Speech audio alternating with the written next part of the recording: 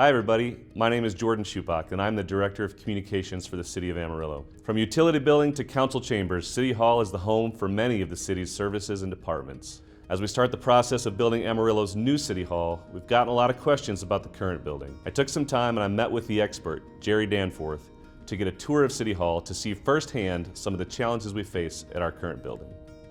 So today I wanted to ask Jerry Danforth to join me and just do a quick walkthrough of City Hall and kind of explain the condition of the building. Jerry is the Director of Facilities and Capital Improvements. He was in charge of the Hodgetown construction, which won numerous national awards. Also in charge of the Sims building, and I'm sure numerous other projects that he would be happy to talk about if we had time. But for now, Jerry, why don't you give us just a little bit of background here and kind of talk us through the building. Well, Jordan, I kind of want to point out the dedication plaque. This building was built in 1966.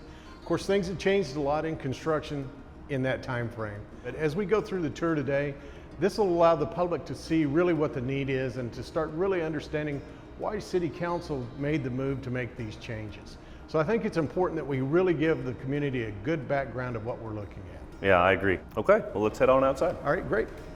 So here we are in the front steps of City Hall. Jerry, tell us a little bit about what we got going on here. Okay, Jordan, so what you guys need to realize, it's not just a matter of replacing tile. What we have is concrete failure underneath of the tile. One good example is here at the top steps of City Hall, you can see where the tile is coming apart. See how the concrete is disappearing underneath of the tile. So in essence, the tile can't stick to the concrete because it's literally coming apart. This concrete is over 50 years old. Everybody sees the commercials all the time for Level Your House. This is what we've got going on with our City Hall. We've got to deal with these issues.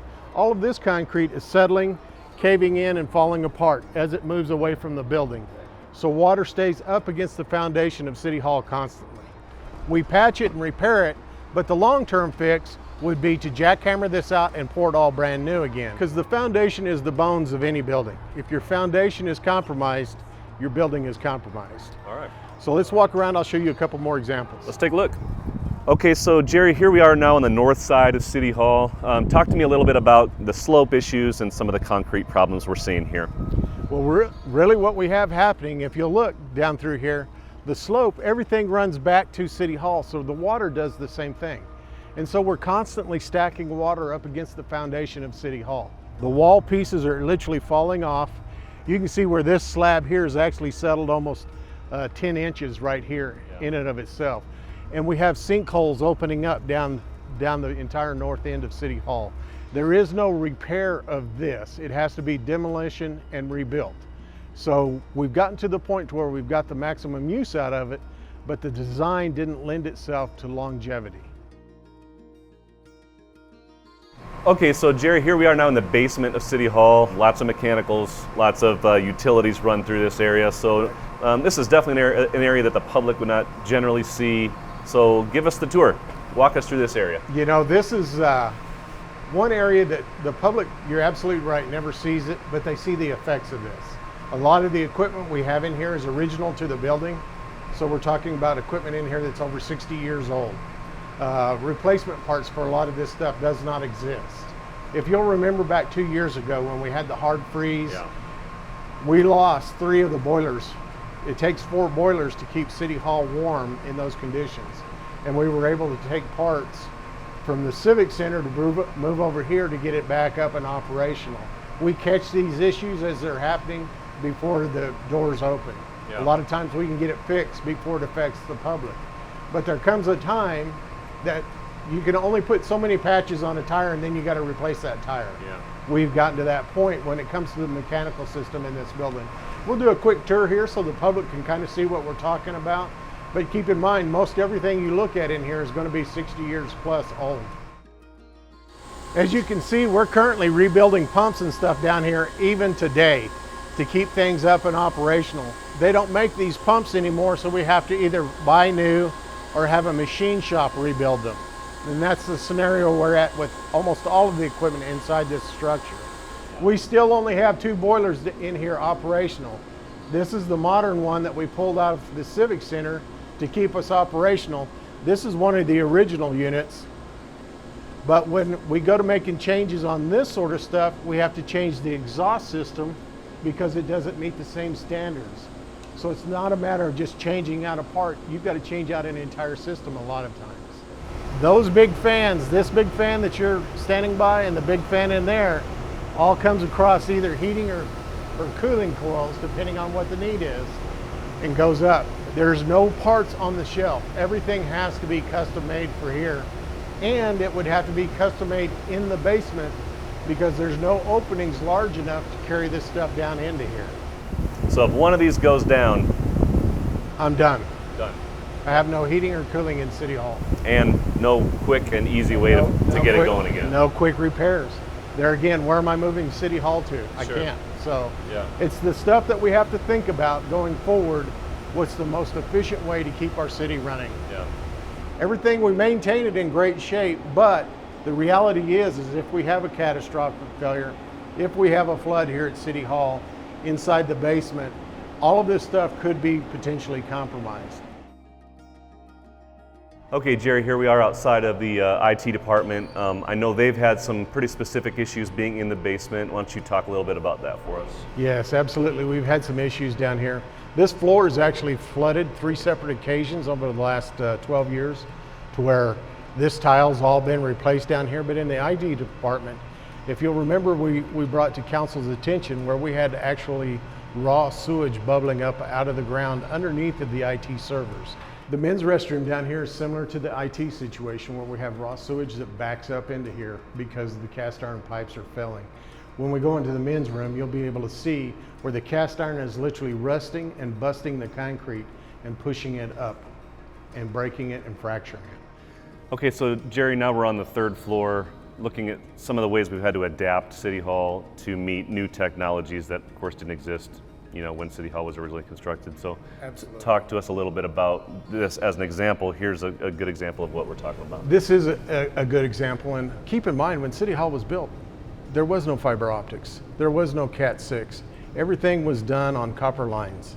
And so what you see behind me is a lot of the marriage of all of those all happening at the same time. The problem is we can't get rid of the old technology because we still rely on it for operations.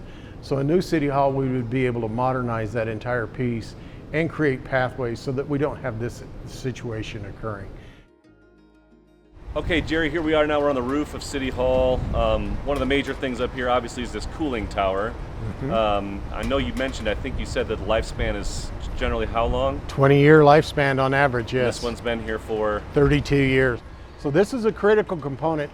And as you can see, we've done a lot of repairs over the years to this, but we've got to the point of diminishing returns. When we've got rust and corrosion to this level, there's actually nothing that I can weld to. And so I can't repair it any further. It's got to either be replaced or condemned. If I replace this, I can replace it in the wintertime when I don't need air conditioning and we don't shut down City Hall. But if this fails during the summertime, we're in trouble. Yeah. So I think it's relative for the community to understand we've been very judicious. We've gotten 12 more years than we should have gotten out of it. We've done a lot of repairs, we're keeping it operational, but there will come a point in time where I can no longer repair it. All of these components that we've talked about today really affect our operations of City Hall. Are we able to service our customers if I take these components down? And the answer to that is no. Can I relocate them to another location? Right now, there's not another location that we've been able to identify that I can move City Hall staff to occupy while this stuff does get rebuilt. So there's a lot of moving things that have to happen in order for major repairs of some of these systems to take place. Well, thanks, Jerry. That was great. I appreciate it. A lot of stuff I've never seen before. Clearly some deficiencies, things that are going to have to be addressed. Why don't we just spend the time and the energy and the money on this City Hall and fix some of those things that we've seen today? Well, Jordan, I think first and foremost, you have to remember our comments as we're walking around. The bones of the building, the foundation, the structure of the building. That is obviously failing. It's visually apparent that it's failing. And you don't just fix that. I do want to say that the city has done a great job over the years of keeping this building up and operational. and getting every dollar's value out of this building they can. As we did the tour, I think you saw a lot of the equipment. We've taken it, 15, 20 years over its life expectancy, and we're still running on it as of today. The drawback to that is when it fails, there's not a piece on the shelf that I can go and buy to replace it. It doesn't exist. So let's talk a little bit about the future City Hall. I know I hear a lot of people say, you talk about how old the current City Hall is, but you're moving to a building that's even older. Correct. So explain to me, how does that all work? And that's a fair question. I would ask the same thing if I was buying a house or something like that. I would ask the exact same question. But remember, I referenced this building was built as an office complex for City Hall functions. The building that we're moving into, Amarillo Hardware, was built as a heavy-duty hardware facility. The construction inside that building, the walls are thicker, stronger. You don't have a park next to it. You haven't been inducing water around the foundation for years and years and years. That has happened here. Structurally, hands down, that building is built stouter than this building because of what it was designed for. So that's one reason we looked at that property hard. We looked at a lot of properties. We're basically working with a shell when we look at the Amarillo Hardware building, and that shell is designed, over-designed for what I would never build a new City Hall with that design because it's overbuilt. And so we're moving into a facility that's overbuilt that should give us a lot of years. We have a certain standard that we've given to our customer over the years. And in order to do that, as the city grows, the departments have to grow to be able to provide equivalent service to what they've had in the past. And so the need for square footage actually grows when that happens because it takes a body to deal with X number of customers. So as we look at the future City Hall, it's going to give us exactly twice of what we currently have in this structure now.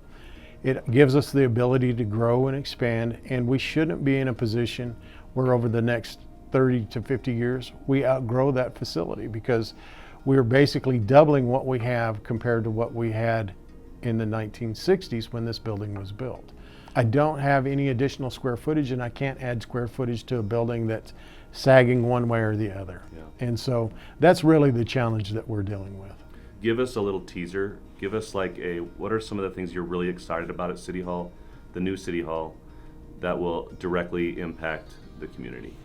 Oh, they'll see that as we go forward.